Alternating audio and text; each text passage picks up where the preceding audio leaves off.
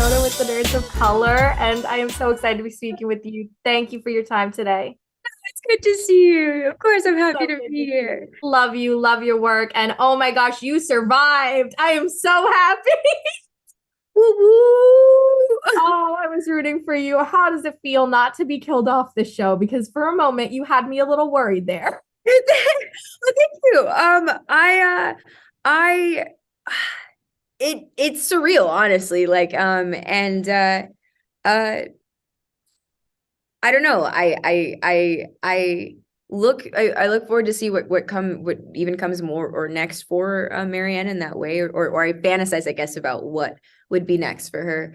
But I think it also just pays testament to women of color and like their that natural fighting instinct and survival instinct that I think that we're born with to not be taken down so easily.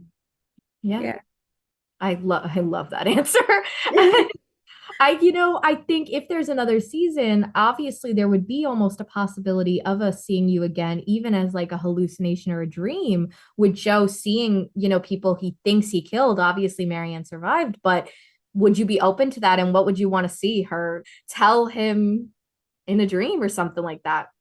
That's I mean, that's actually really hard because I feel like Marianne, much differently than a lot of his other like love interests, that she's always been very straight up with Joe. That she's never, tried to sugarcoat or told him what he wanted to hear. So I feel like if anything, it would just be the echoes of things that she's said in the past to him already. Um, and just urging him to finally and actually take a good look in the mirror. Yeah. Yeah. And there are obviously so many twists in part two. I mean, I was just jaw dropped the whole time. But what was your personal reaction when you found out about Reese and the fact that Marianne had been in the cage this whole time?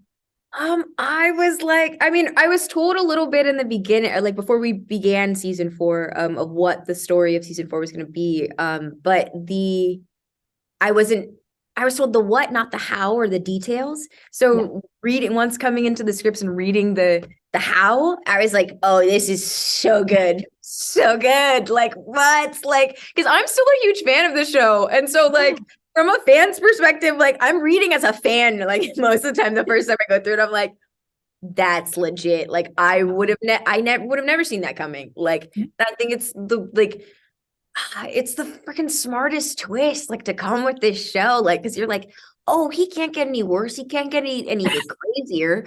Oh, and are we so sadly wrong? Like We it's always are. right. Like, so yeah, it was very exciting for me to Yeah. learn that twist. We make a mistake every season trying Yeah, to believe in him for 2 seconds. Then he right. just throws it away. It's like, there's no redeeming Joe at this No. point. He's a lost cause, fully Yeah. lost cause. 100%. And the different dynamic between Marion and Joe this season was very clear, obviously. Tell me about doing that with Penn. I mean, you had such a different relationship in season three. Hmm. Um, it was hard in some ways. I like the first couple scenes that we did. Uh, once we got to part two, it was I couldn't. I couldn't. So Penn does this really like crazy thing that I discovered last season, where like right. So it's like literally first day of last season. I were on set. They're getting me and Penn are talking, chatting. Tati and Penn chatting, whatever. They're about to call action, and Penn's eyes turn into a different human, and I was like, whoa. And I was like, okay, that's not Penn. Cool, like awesome. But Marianne was then Joe, and Marianne was then able to connect to Joe. So in this like point of dissociation, I couldn't feel Penn in scenes anymore. Like, and that's what it like, and that's just a testament to him as an actor. It made it so much more real and visceral while filming of like, oh my God, not only can Marianne, like as much as she's trying to connect to Joe, Tati also can't. I can't find Penn. And so it's like, I'm like, oh God, this is like very anxiety. And even now, as I'm talking about it, I can feel like my body being like, like, Yeah. so I mean, I personally loved it. And it was still though great, the still being able to talk to Ben through those crazy moments, and be us, be our normal selves. But it definitely was a huge shift. But it worked. Yeah. And one of my favorite episodes and sequences of this season had to be your fantasy narration in episode 8. I loved it. What was it like filming that, doing that narration? You know, it reminded us, grounded us that she is a mother. This character is a mother. And it just broke my heart. But also, you had those intense moments of just you in the cage, which you did not need to go so hard, Tati. I've been a fan of yours for a long time. You killed it. I was so proud of you. Thank you. That means a lot, because I was like, I've honestly been so nervous for all of that. So like, amazing. I haven't even rewatched it yet. Like, I'm like, I lived it. That was enough. I did it. It was, I mean, it was intense. That, like, I remember when Sarah called me to let me know of like what, like episode 8 was gonna be, and she was just like, it's basically like a Marienne short film. And I was like, yep. Okay.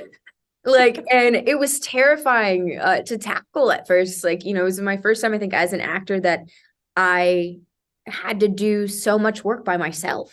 That I had nobody to feed off of or bounce off of, that, and trying to tell a full story with just me, and give as many, I wanted to make sure that I gave Marienne as many colors in that box as I possibly could, to show, you know, the spaces that one's mind actually goes when you're in solitary confinement for a prolonged amount of time.